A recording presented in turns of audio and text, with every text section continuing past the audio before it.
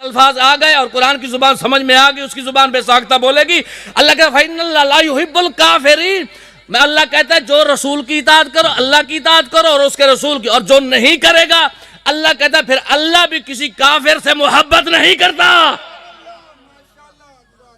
تو جو ہے سامعین حیدری فَإِنَّ اللَّهَ لَا يُحِبُّ الْكَافِرِينَ، تو اللہ کی زبان سے یہ بات سامنے آئی کہ جو رسول کی اتباع نہ کرے، رسول کی بات نہ مانے، رسول کی بات پہ عمل نہ کرے، وہ سب کچھ تو ہو سکتا ہے مسلمان نہیں، تو اللہ کسی کافر سے محبت نہیں کرتا، تو وہ کافر ہوا اللہ کی زبان سے۔ پھر عرب کے معاشرے میں ایسا مقام تھا، کیونکہ عادتیں پرانی ہوتی ہیں، جاتی کم ہیں، رہ جاتی ہیں۔ عرب میں بڑے فصیح زبان کے لوگ تھے، بڑی عربی بولتے تھے اور فصیح اونچی آواز میں۔ تو جب رسول سے گفتگو السلام علیکم جب رسول سے گفتگو کرتے تھے تو اونچی آواز میں، تو اللہ کو پھر ان کو سمجھانا پڑا، مقام رسالت سمجھانا پڑا۔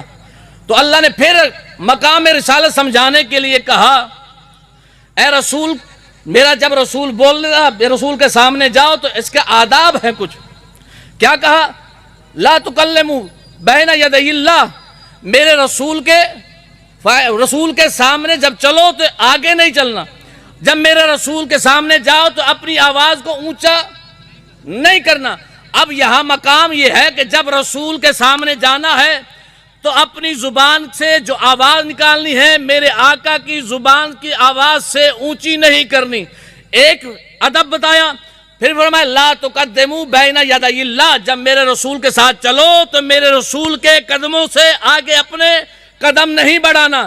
یہ آداب رسول، پہلے کا اطاعت کرو اللہ کی اور اس کے رسول کی، اگر نہیں کرو گے تو پھر اللہ کسی کافر سے محبت نہیں کرتا۔ پیچھے اللہ وعدہ کر رہا ہے اسی سورہ آل عمران میں، کیا کہہ رہا ہے؟ اگر تم اللہ سے محبت کرتے ہو تو پھر رسول کے اتباع کرو، پھر اللہ تم سے محبت کرے گا اور گناہ معاف کر دے گا۔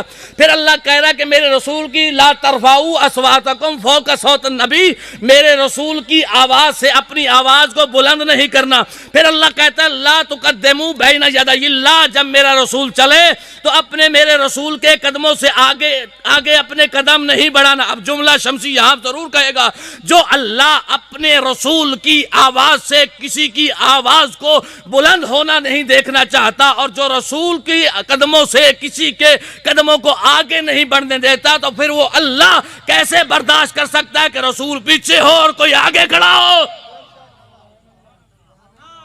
حیدری، یہ آقا کا مقام ہے۔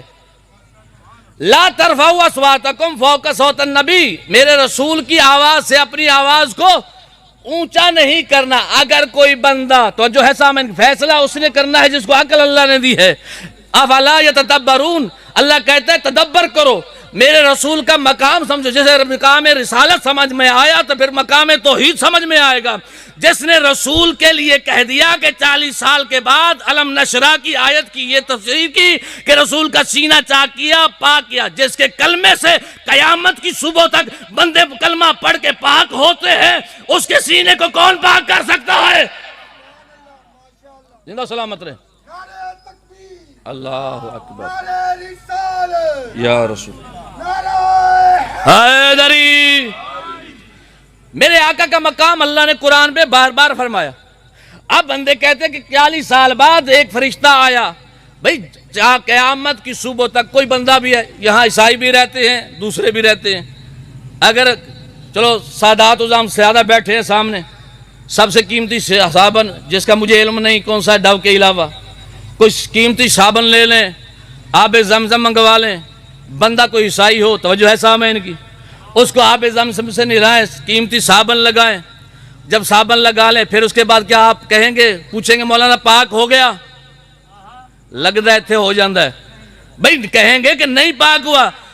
کیوں نہیں پاک ہو؟ چلو ہندو کسی کو نہلاتے رہیں، دودھ کے ساتھ نہلا دیں، کہیں گے دودھ کے ساتھ نہلایا، نہیں جی پاک کیوں نہیں ہوا؟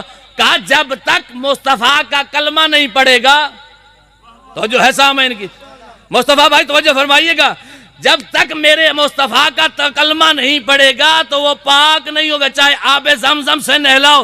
تو پتا چلا کہ مولوی کو یہ بات سمجھ میں نہیں ہے، یہ کسی اور دشمنی میں رسول کے سینے کو چاک کروا کے پاک کرانا چاہتا ہے اور کسی اور کو بچانا چاہتا ہے۔ جس کے کلمے کے بغیر قیامت کی صبح تک کوئی بندہ پاک نہیں ہو سکتا، اس کی آل کے بغیر تو کیسے چلا جائے گا؟ حیدری نہیں، میں لفظ سمجھا نہیں سکا، جب کوشش کر کے آیا تھا۔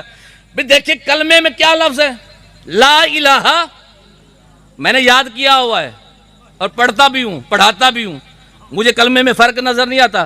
لا الہ الا اللہ محمد رسول، اس میں کوئی میرے آقا کی پوشاک تو نہیں لڑکی ہوئی، توجہ نہیں کیا آپ نے، میرے آقا کی نالین تو نہیں لڑکی ہوئی، میرے آقا کی کوئی جبہ تو نہیں لٹکا ہوا، صرف لفظ ہے محمد۔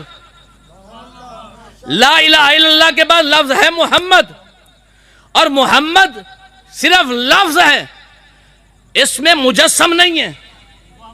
توجہ کیجئے گا، جو میں بڑی محنت کر کے آیا ہوں، جب تک لفظ ہے مجسم نہیں ہے، نہ آقا کے اس میں گوشت ہے، توجہ نہیں کیا آپ نے، نہ میرے آقا کا گوشت ہے، نہ آقا کا پوست ہے، نہ آقا کا لباس ہے، نہ آقا کی نالین ہے، توجہ ہے سامعین کی۔